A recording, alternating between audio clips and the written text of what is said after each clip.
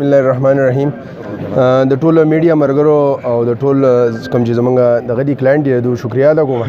زه تاسو مخ ته یو خبر راولم چې شاته په عدالت په کمره کې ډېر معزز وکلا صاحبان نسو هغه دا وایي چې بری پایر کې د پله کې د 16 ایم پی او 16 ایم پی او اختیارات چې د جج صاحب سره نشته خو چونګې هغه په غلطه کې دي ځکه 16 ایم پی او اختیارات ال د سیشن جج صاحب سره نه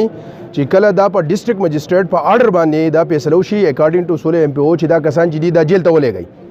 په 16 ایم پی او کې دا خبره هغه 3 ایم پی او د هغه سره شپږ میاشتې ډیسټریکټ مجسټریټ کم چې ډي سي ورته مو په خپل آرډر باندې سمپل آرډر باندې لګي او په هغه آرډر کې لیکلو شو دغه آرډر باندې پولیسو درشه او پولیس هغه اریسټ کی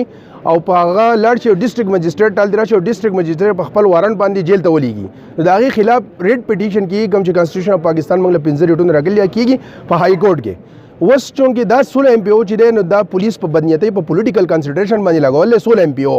نو دا چاک شو دی په ایف آی آر کې نو چې کله په ایف آی آر کې دا د په ولګېد نه اختیارات دی سیشن جج صاحب لرالو نو سیشن جج صاحب دا په دې باندې نه دی خارج کړی چې بری کې 16 ایم پی او لګېدل نو زه تاسو په میډیا وساتت سره دا خبره کوم چې کم زما کلاینټ دی دا غو پر رضا په مرضی باندې دا خبره مخې ته راغله چې زموږ سره پولیټیکل کم کسان چې اپوزیټ کونسل چې دی پولیټیکل خلک چې دی هغه زموږ خلاف په جعلي یو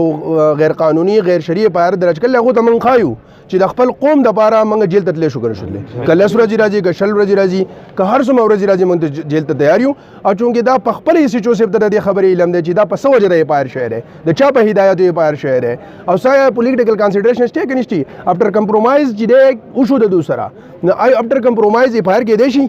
نشي کېدای دا یو چې ملاپای ډېر بدنیتي دی دا راغونه مخې ده درېمه خبره دا چې تاسو خبره زه راولم چې 33 ان ډي ایم ای به دې کې لګېدل کوم چې نیشنل ډیزاسټر منیجمنټ دا کوم چې دی دا کووډ 19 دا پرچی چې کوم لګي نو که تاسو ګورئ ډي اس پي صاحب بری کې په خپل باندې وکنو ایس ایچ او صاحب بری کې په خپل باندې وکنو دواړه زمونږ ایگزیکټیو مجسټریټ چې کوم یو دی هغه به دې کې وکنو اے سی صاحب کوم ایگزیکټیو مجسټریټ چې زمونږ دی اے سی صاحب کوم چې دا کوي نو 33 ان ډي ایم ای په هغه باندې لګول پکار دی کني دی پکار اول خو هغه پکار دی کنه چې تا مطلب د کووډ 19 خلاف ورزي کړل نو لہذا من خپل بیل اپلیکیشن بالکل په دې باندې داری کال شي نه دی من په خپل مرزي باندې زما انډر کنسیډریشن آرډر اف مای کلاینټس چې دی نو دا بی بی ای چې دی نو دا ما ویډرال کړل او د ویډرال په وجه باندې زما کلاینټ چې دی هغه به جیل ته ځي او د هغې نه بعد مخکې له عمل چې یا به کو د دوه مرګ ثانک یو ویری مچ